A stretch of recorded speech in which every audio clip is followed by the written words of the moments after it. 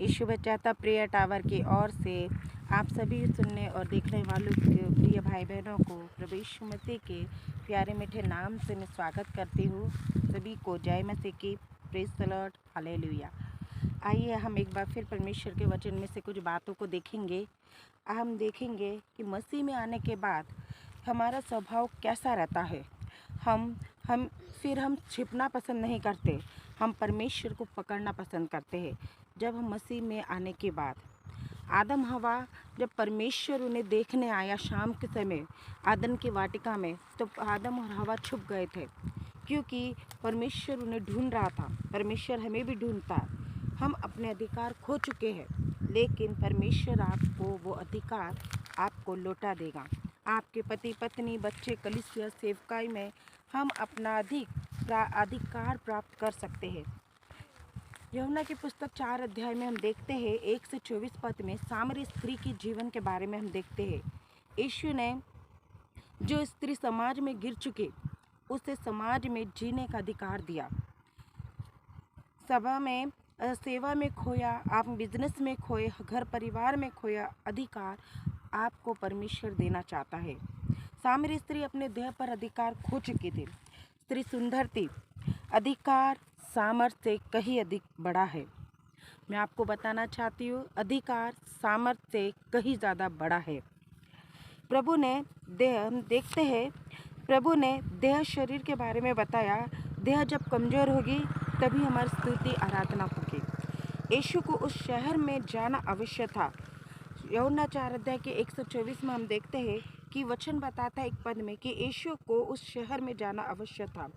यीशु मसीह आज आपके घर में आना चाहता है। यीशु मसीह आज आपके परिवार से होकर गुजरना चाहता है।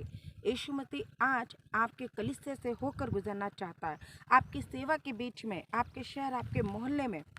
वचन बताता है यूहन्ना 3:16 में कि परमेश्वर ने जगत से ऐसा प्रेम रखा कि उसने अपना इकलौता पुत्र दे दिया। और हम देखते क्योंकि परमेश्वर ने जगत से होकर जाना आवश्यक है। हम देखते हैं साबुन की फैक्ट्री में काम करने वाला व्यक्ति साबुन में साफ नहीं होता। साबुन की फैक्ट्री में काम करने वाला एक व्यक्ति भी या गोरा या एकदम सुंदर साफ सुथरा नहीं होता। वैसे ही हम देखते जो यीशु मसीह का लहू पिएगा वही बचेगा। जब हम प्रभु को जीवन देते हैं तब हम उस पर लटक कर चलते हैं। जब एक छोटा बच्चा चलने लगता है तब हम उसके सामने से सारा जो ठोकर खाने वाली चीज़ होती है उसको हम हटा देते हैं। एक बच्चा जब छोटा चलने की कोशिश करता है, चलने लगता है, तो उसके सामने से हम सारा वो सामान हटा देते हैं जो उसके सामने ठोकर का कारण होता है। उसी प्रकार हम देखते हैं सामरी स्त्री को वचन बताता, सामरी स्त्री को समाज ने पानी भरने का समय दोपहर का दिया था। वो अकेली धूप में पानी भरने के लिए आई। यीशु ने कहा उससे, सामरी स्त्री से, मुझे पानी पिला। यह कहकर परमेश्वर ने 3 कामों को तोड़ा। आइए हम वो 3 बड़ी दीवार के बारे में देखेंगे। पहला काम है यहूदी लोग पुरुष स्त्री से बात नहीं करते थे। यीशु ने उस स्त्री से बात की। क्रूस के द्वारा हम देखते हैं स्त्री पुरुष की समानता एक है, कोई भेदभाव नहीं। दूसरा कार्य था यहूदी जाति और सामरी जाति का कोई लेना देना नहीं था। इस जातिवाद को परमेश्वर हमारे यीशु मसीह ने तोड़ दिया। तीसरी बड़ी दीवार थी, प्रभु यीशु पापी से भी बात करता है, क्योंकि यीशु ही प्रभु है। यीशु पापियों की सुनता है। स्त्री कहती थी, सामरी स्त्री ने कहा यीशु मसीह से, तेरे पास घड़ा कहाँ है, रस्सी कहाँ है, कुआं बहुत गहरा है। हम कौन से कुएं के पास जाते हैं? हम सोमवार, मंगलवार, बुधवार, गुरुवार, शुक्रवार, शनिवार हम कौन से कुएं के पास जाते हैं? हम ये 6 दिन कौन सी जगह जाते हैं? हम डांस, पार्टी, जुआ, पाप में, संसार में 6 दिन अपना व्यर्थ करते हैं। आज हमें उस कुएं के पास आए जिस पर यीशु मसीह बैठा है। फिर सब काम आपका रुका हुआ सफल होगा। वह कहती सामरी स्त्री, यीशु मसीह उससे कहता है, मुझे वह पानी दे। वो स्त्री पूछती है कि हमें कहाँ आने ना पड़े, हम रोज आना ना पड़े, इसलिए प्रभु यीशु मसीह कहता है सभी लोगों से, मुझे वो पानी दे। प्रभु की उपस्थिति में ही मेरी स्थिति कैसी थी मालूम पड़ जाती है। पतरस जब नाव पर जब वो नाव को धो के जब वो जाले को साफ कर रहा था, यीशु मसीह उसके पास में आए। जब यीशु मसीह ने उससे कहा कि किनारे से नाव को हटा ले, उसे बीच में लेकर चल। और जब उन्होंने सुना तो पतरस ने कहा था कि हमने यहाँ पर मछली सारी रात हमने मेहनत की पर हमने कुछ नहीं पाया, लेकिन फिर भी तेरे कहने से हम इस जाल को फिर से डालते। और जब डाला तो हम देखते हैं कि उसमें भरपूरी से मछली आ गई। तब पतरस कहता है कि मैं पापी हूँ, मेरे पास से चला जा। यीशु के पास आना, उसे जानना, वो जीवन का सोता है।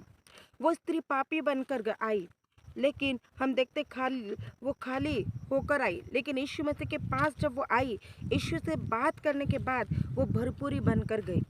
सामरी स्त्री एक अनाथ थी, पिता की संतान बनकर गई। वो सामरी स्त्री समाज की नियोग्य थी, लेकिन समाज की योग्य बनकर गई। जब यीशु मसीह आपका भी इंतजार कर रहा है, उस कुएं के पास आप आओ। जो 6 दिन परमेश्वर आपको बुलाना चाहता है। परमेश्वर जब यीशु मसीह ने उससे कहा मुझे पानी पिला, वो स्त्री को जब बताया, तब स्त्री ने कहा कि वो पानी मैं पीना चाहती हूँ जो तू जीवन का जल दे रहा है। जीवन का जल परमेश्वर आपको देना चाहता है। वो जीवन का सोता परमेश्वर आपको देना चाहता है। बस जरूरत है हम इस कुएं के पास आने की।